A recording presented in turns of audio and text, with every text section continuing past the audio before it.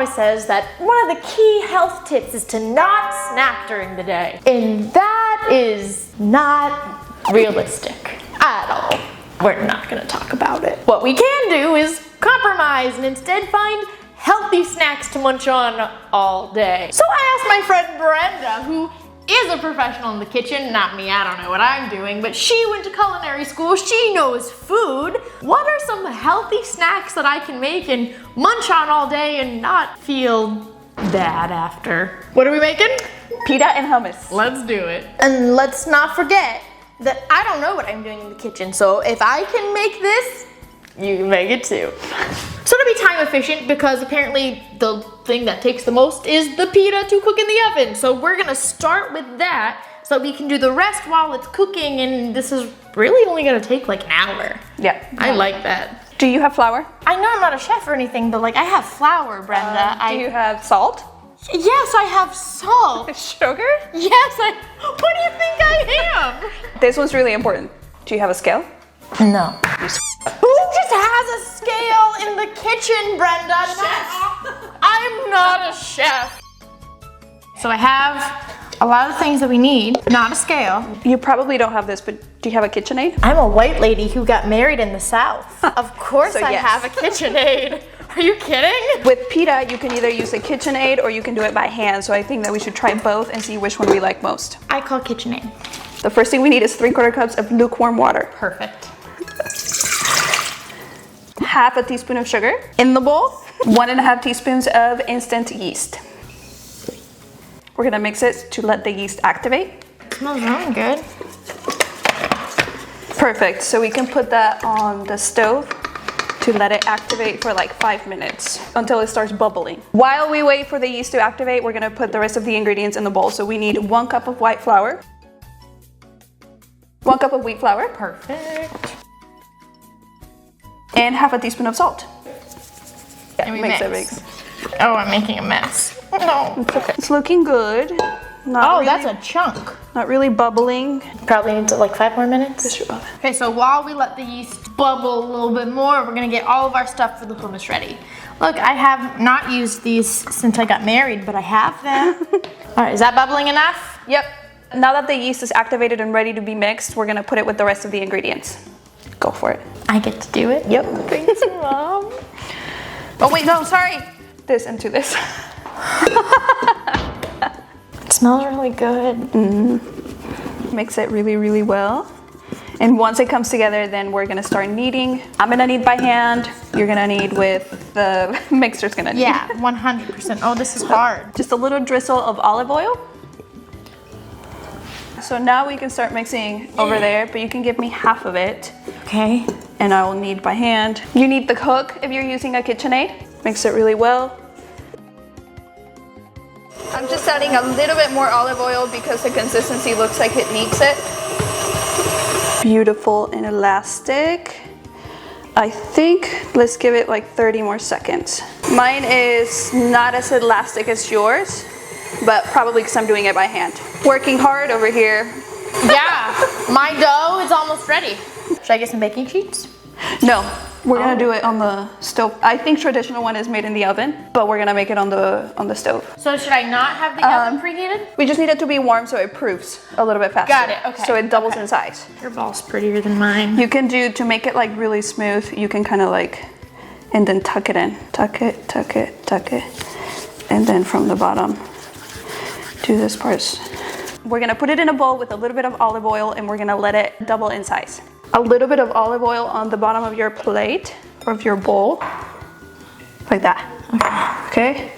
Put it in the bowl and give it a little roll, a little pat, a little love pat. Good bread. Good bread. Oh. Just like that? And do I just cover the bowl? Yes, perfect. Okay, so we're gonna warm up the oven a little bit and then turn it off so it's warm. Okay, but not hot. Not hot. And then we're gonna turn it off. Burn anything. And then we're gonna put this in the oven so it rises a little bit faster, just to speed up the process. So you put the oven to 100, let it sit for 10 minutes to warm up, and then turn it off. Turn it off and then put it in there for about 20 minutes. Turn your oven off! You can also just wait until it doubles in size at room temperature. Let's check our bread. It beautifully doubled in size. We're gonna split each of the balls in 3 different pieces. Actually, you can punch it. You wanna punch it? Oh, I just got olive oil all over me. That's unfortunate. I like that. That feels good. And do 3 different pieces with your knife. What I'll do. And then shape them into a ball again. So now we have to cover it and let it rest for another 15 minutes. Okay. Supposedly, the key for getting a really creamy hummus is to mix the tahini and the lemon juice first. Fresh lemon juice is always better, but I forgot to tell Rebecca, so we got lemon squeezed. juice. 1/4 of a cup. 1/4 cup of really well mixed tahini. Stirry, stir, stir. For about 30 seconds. Mix it for another minute or so. So creamy and beautiful. So now we need to add the chickpeas and the rest of the ingredients. 2 tablespoons of olive oil. Yeah. 1/2 teaspoon of cumin. Just a little. Yeah. Maybe a little more. Okay. Maybe 2 more of those. No, that's perfect, because that was a big one. It's salt to taste, but we're gonna start with like a teaspoon.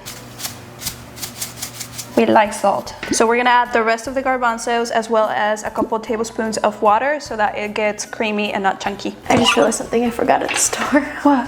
A clove of garlic. But I have powdered garlic. Wait, I think I might have brought my garlic. Yeah? Oh, that's so great. We're gonna add a clove of garlic.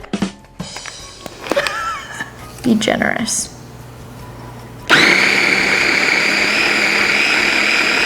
Let's try it. It needs to be creamier, so we need to keep processing, but let's try it. More salt. Yeah, we like salt.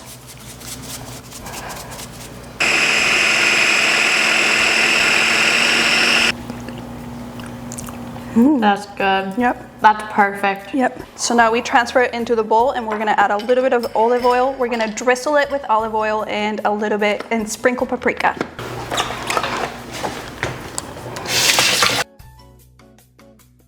Make a pretty design. Swirl. Oh, that's super pretty. And then drizzle with olive oil. Yeah. Yeah. That looks phenomenal. Wow. Looks really good. That looks so good. Just spread it out. You can use a rolling pin too, but rolling pin is gonna make a crunchier pita. Okay, that's it. And then we're gonna put it in the, I'm gonna make it over there. We're gonna cook it on a skillet or anything that you would cook tortillas in.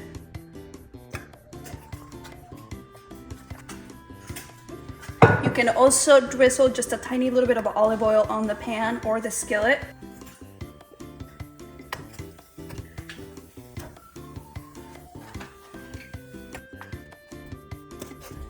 Okay, this homemade hummus and pita is so amazing. I'm so happy I know how to make it. Because it's so good. I could munch on this all day and it's healthy and good for you. Very, very, very good. Now if you'll excuse me, I'm about to go put on a Netflix show and munch on this for the next 4 to 5 hours. Me too. Thank you guys so much for hanging out with us. I hope you love my friend Brenda as much as I do, and maybe we'll find another healthy snack to make in the future. Definitely. Guacamole next. Yes. Guacamole next. Guacamole. Bye, my lovelies.